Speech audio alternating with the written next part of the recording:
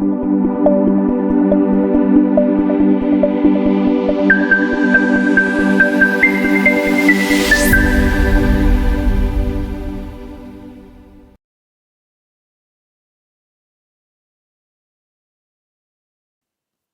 à tous et bienvenue dans cette nouvelle leçon d'algorithmique. Aujourd'hui, nous allons voir les procédures et fonctions.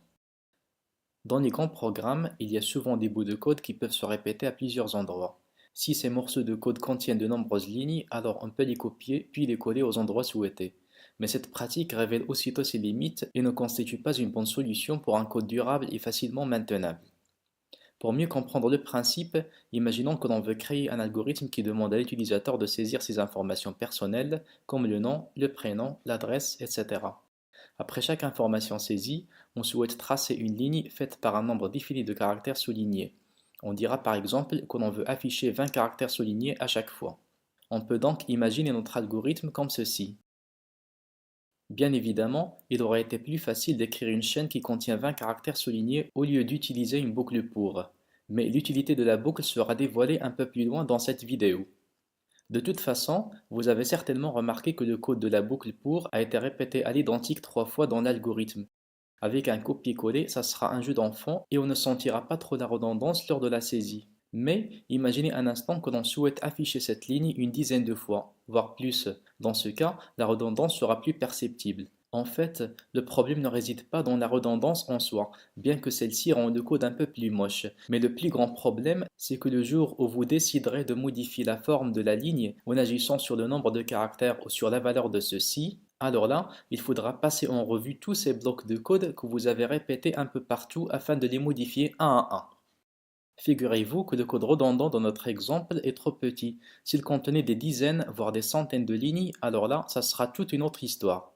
La solution à ce problème consiste à factoriser le code redondant, c'est-à-dire que l'on va le déclarer une seule fois dans notre algorithme ou programme, et à chaque fois que l'on en aura besoin, on va tout simplement l'invoquer. Ce code factorisé est connu sous le nom de sous-programme. En fait, il s'agit d'une sorte de programme que l'on va intégrer dans un programme plus grand que l'on appelle le programme principal et que l'on va exécuter à la demande. Ces sous-programmes peuvent être soit des procédures ou des fonctions. Le concept de procédure et fonction est relativement similaire, à une différence près que l'on va voir plus loin.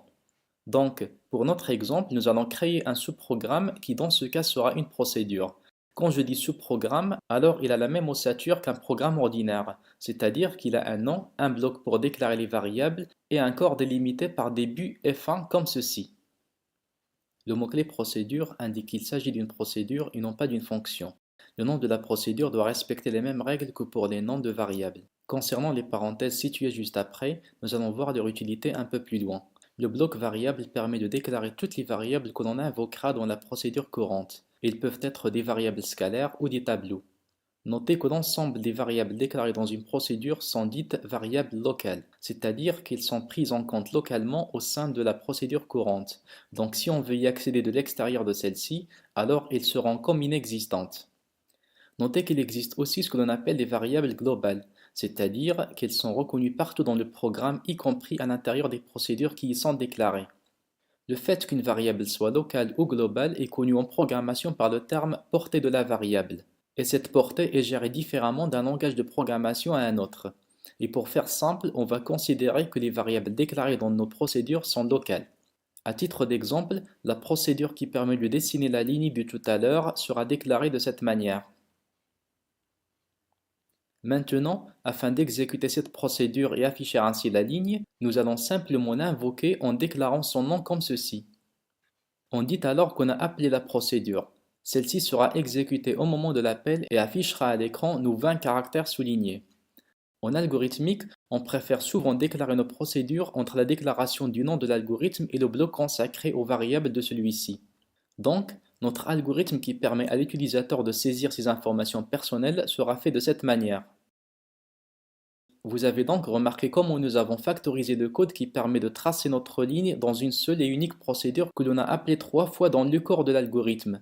Désormais, si on souhaite modifier le comportement de notre procédure, il suffit d'agir sur son code dans un seul endroit. Jusqu'ici, nous avons pu factoriser et réutiliser le code de traçage de la ligne plusieurs fois. Cependant, à l'appel de la procédure, celle-ci agira toujours de la même façon, c'est-à-dire qu'il va afficher 20 caractères soulignés à chaque fois. Or, il serait mieux qu'au moment de l'appel, on exprime à notre procédure la nature des caractères à afficher et le nombre de fois que l'on souhaite le faire. En procédant ainsi, on pourra changer son comportement sans toucher à son code. C'est là où nous aurons besoin des parenthèses qui suivent le nom de la procédure. Ces parenthèses permettent de renfermer les arguments. Ces derniers sont des variables qui seront utilisées au sein de la procédure, mais leurs valeurs sont spécifiées au moment de l'appel. En général, pour spécifier les arguments, on procède de cette manière. Les arguments sont spécifiés avec leur type et ils sont séparés par une virgule. Au moment de l'appel, il faut renseigner la valeur de chacun des arguments tout en veillant sur le respect du type défini comme ceci. Dans ce cas, on affecte systématiquement la valeur 1 à l'argument 1, la valeur 2 à l'argument 2, etc. On dit alors qu'on a passé la valeur 1 à l'argument 1 et la valeur 2 à l'argument 2.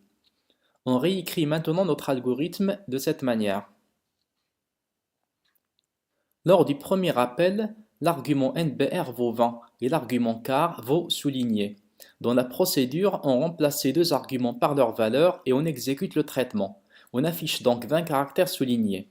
De la même manière, on affiche 15 astérisques au moment du deuxième appel et 10 symboles plus lors du dernier appel.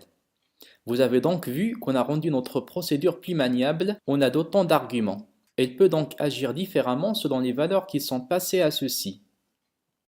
Jusqu'ici, nous avons vu comment factoriser un code au sein d'une procédure et comment appeler celle-ci en lui passant ou non des arguments. Mais imaginez qu'au moment de l'appel de notre procédure, on ne veut pas qu'elle affiche directement la ligne à l'écran, mais on veut juste qu'elle nous renvoie cette ligne-là. Ensuite, c'est à nous de décider si on va l'afficher, l'affecter à une variable de notre choix ou en faire autre chose. Si on veut avoir un tel comportement, alors on va utiliser les fonctions. Une fonction est un sous-programme qui peut aussi accepter des arguments et faire un traitement comme une procédure.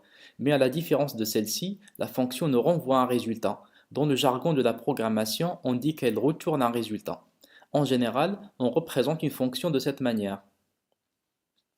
La structure de la fonction est semblable à celle d'une procédure. Cependant, on constate la présence du type de retour juste après le nom de la fonction et la ligne retourne valeur de retour dans son corps. En fait, quand on appelle une fonction, on reçoit automatiquement la valeur qu'elle retourne. Cette valeur a un type, c'est le type de retour. Pour mieux comprendre le principe, imaginez qu'on veut créer une fonction qui permet de calculer la factorielle d'un nombre entier positif. Mais au lieu d'afficher le résultat à l'écran, on veut récupérer ce résultat-là afin de l'inclure dans des opérations de calcul. On peut donc proposer la fonction suivante. Dans ce cas, quand notre fonction aura fini le traitement, elle retournera la variable r qui contient la factorielle du nombre passé en argument. Cette factorielle est un nombre entier, c'est pourquoi nous avons spécifié le type de retour de la fonction en tant qu'entier. Notez que dans ce cas aussi, les variables r et i sont considérées comme locales. Désormais, si on appelle notre fonction par l'instruction suivante, alors on aura calculé la factorielle de 3 qui vaut 6, mais rien ne sera affiché à l'écran, car nous n'avons rien fait de la valeur de retour qui est 6. Mais si on fait ça, dans ce cas, on affiche à l'écran le message la factorielle de 3 vaut 6. Sinon, on peut juste affecter le résultat de retour à une variable de notre choix ou l'inclure dans une opération arithmétique tout simplement. À titre d'exemple, le programme qui permet de calculer la combinaison de k parmi n objets ressemblera à ceci. Vous avez sans doute compris l'avantage des fonctions dans cet exemple. Au lieu de calculer la factorielle de trois nombres différents trois fois dans l'algorithme, nous n'avons déclaré qu'une seule et unique fonction qui se charge de nous retourner le résultat. En lui passant en argument le nombre dont on souhaite calculer la factorielle. Dans l'une des vidéos où nous avons vu les structures itératives, j'ai mentionné que pour répéter un traitement plusieurs fois, on peut également se servir de fonctions récursives. La récursivité est le fait d'appeler une fonction depuis son corps, c'est-à-dire que notre fonction s'appelle par elle-même, ce qui donne lieu à un traitement répétitif. Si cette récursivité ne prend pas fin, alors on tombe dans une sorte de boucle infinie exactement comme c'est le cas pour les structures itératives mal formulées.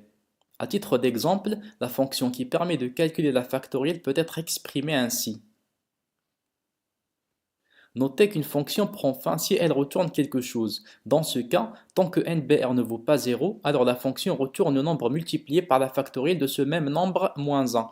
À ce stade, on devrait quitter la fonction, mais celle-ci est rappelée d'une manière récursive et se réexécute une fois de plus jusqu'à ce que NPR vaut 0. Dans ce cas, elle renvoie 1 et la récursivité prend fin car aucun appel de la fonction n'est programmé.